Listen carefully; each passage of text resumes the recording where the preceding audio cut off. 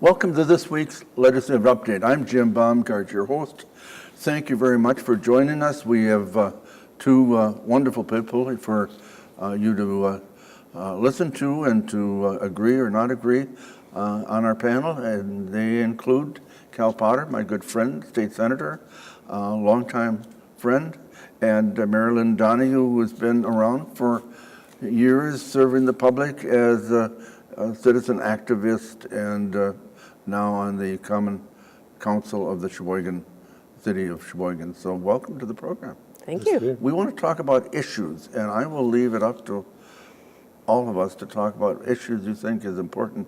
I will start out with the fact that the Affordable Care Act, better known as Obamacare, hated by some, they've tried to crush it, and even a senator who was passed came in to vote at the end to save it.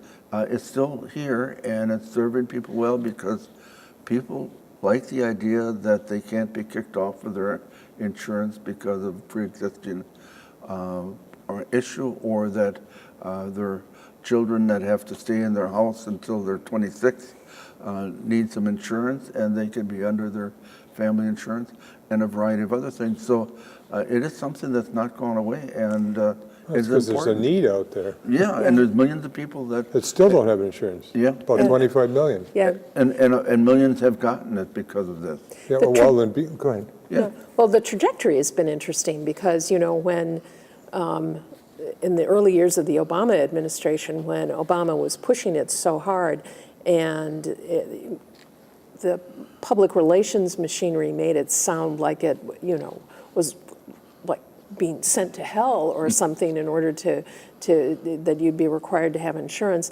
And now that the Republicans have tried to eliminate it, it's grown much more in popularity, and its reputation, I think, is higher. But it is in huge peril. Just remember that our current Attorney General, Brad Schimmel, has joined with a number of other about states, 10 or 15 attorneys general to get rid of various. What they're doing is they're picking it apart inch by inch, Sure. And so including the protection of existing pre-existing conditions. Yeah. Our Attorney General wouldn't do that, would he? I think Mr. Schimmel is in some trouble, but that's another topic. But And who's the Democrat running against him? oh, Josh Kaul, Yeah, he's, matter of fact, his mother was Attorney General at one time. Peg Lautenschlager. Yep. She also served in the Assembly Yep, Yeah. served with me in the Assembly. and yeah. just died recently very tragically of cancer at age 62. Too Peg young. was a wonderful woman. Yep, smart too. Yeah, and Josh Kaul, her son, is incredibly bright, Yeah. running a good campaign, I think. But so healthcare continues to be an issue, just not only for access, but how do we deliver care? You know, there are a lot of good programs and a lot of interesting ideas about how to improve the delivery of healthcare.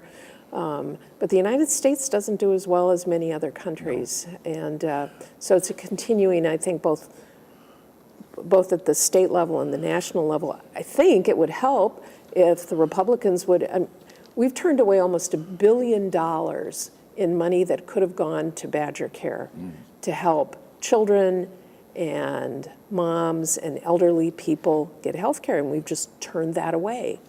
And so You mean the governor did? the governor Yeah. did, yes. And so I think citizens should be really quite upset about that.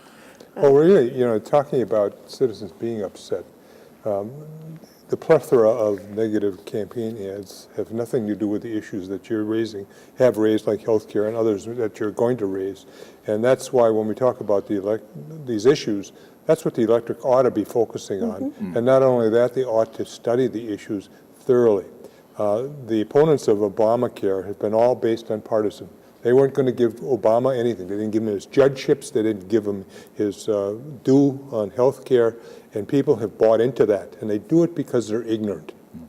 And they're ignorant, by that I mean of the issues.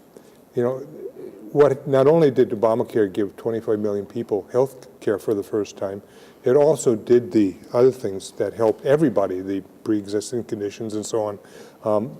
But you need to look at the whole healthcare issue as something that costs all of us money. That's why I say ignorance of the populace.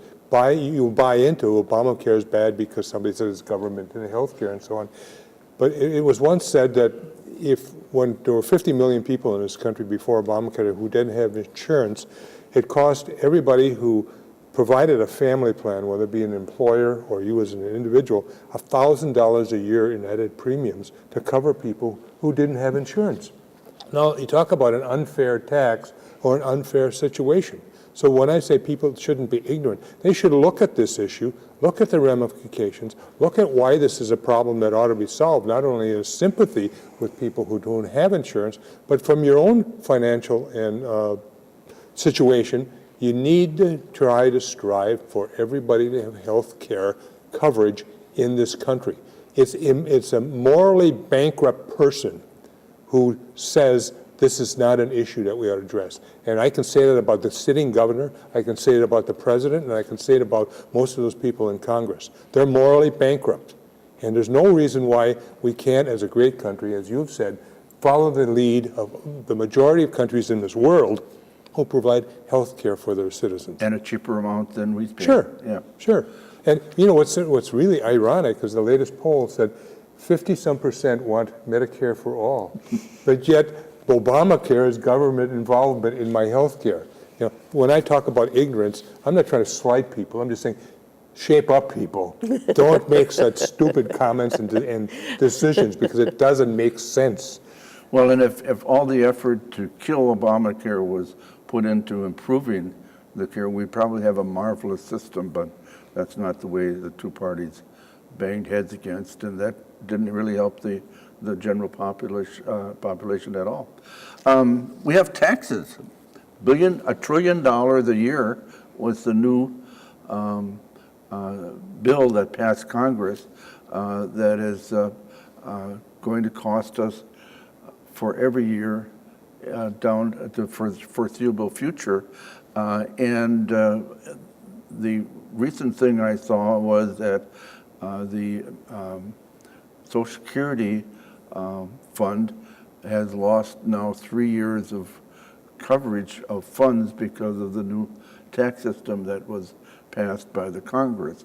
And of course, $1 trillion a year debt that is going to happen every year because of it is going to face us 5 or 10 years down the line when people want Medicare and Medicaid, and somebody's going to say, well, that's a social program, we can't afford it because we're in debt. Yep. Well, we're in debt because... It's just so ironic that in 2009, when Obama was pushing hard for investment in the economy, to the stimulus money to keep businesses going and making sure that we didn't slide from the huge recession into a huge depression, Republicans screamed about the deficit that this was creating.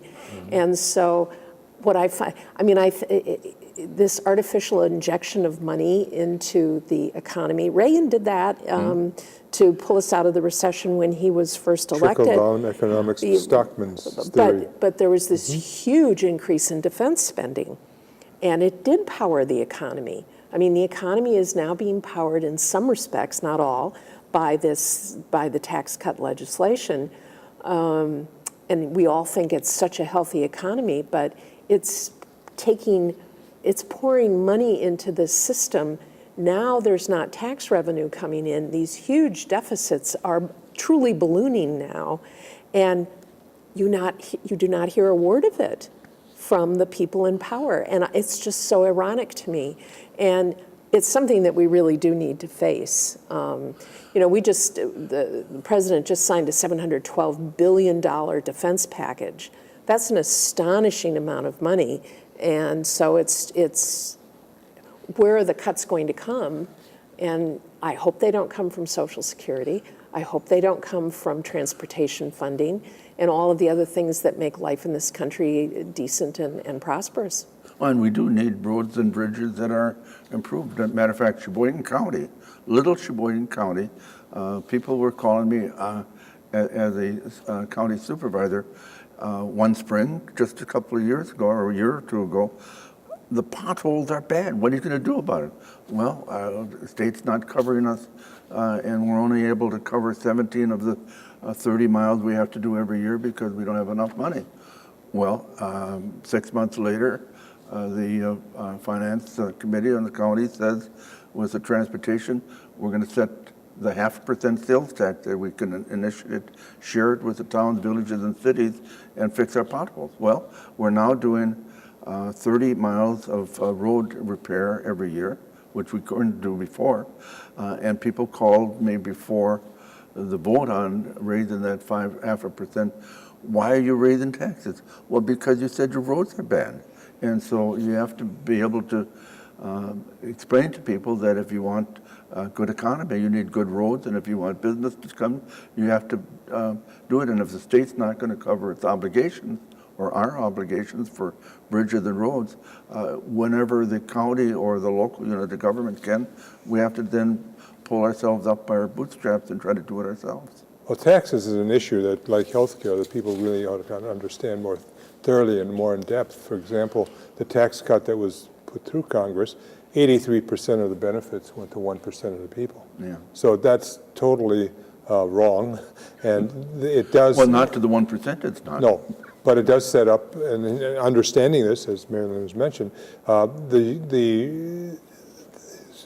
this whole issue is going to come to a hedge when the deficit gets so ballooned and out of that then somebody's going to say, well, we need to cut Social Security and Medicare and Medicaid and all the things that the average person needs to survive, really, literally, particularly if you're an older person. If you go to a nursing home and you run out of money, Sure. Who's paying for that? Well, we are. Yeah. These programs are in place because elderly particularly either didn't have health care, they didn't have a place to live, they couldn't survive, and as a result they were put into place. Why they all of a sudden should become irrelevant and be cut because somebody screwed up the tax code is something that people need to understand, and again, an issue that's complex, you need to understand it. Well, any other issues like drugs and opiates and Well, we have we can, we got an election in November to try to put in people who will look at the issues that face this country, right. Whether it be the drug addiction or the infrastructure or health care or whatever it is, or the balance of where the money ought to be spent. And so your decision is important, and who serves is important. There are differences in candidates. Some are dumber than a box of rocks and useless there. Some represent special interests, but there are some good candidates who are out there to serve the public good. And I think people need to study the candidates, study the issues, and make a wise decision, because they haven't been. I mean, the system is broke. I used to always have a phrase that you get the government you deserve, and it really is. If you make stupid decisions, you get stupid people in office, and you get stupid-looking system that comes out of this. And that's what we have today. And to be fair to the general public, with the kind of outside money that come in, it is sometimes overwhelming to people trying to make decisions, but I have to make a decision to end this program. I was pointed out that we have run out of time. Mary Lynn Donahue and Cal Potter, and you for joining us. Don't forget to vote November 6th. Until next week, this has been Legislative Update. You can see my own.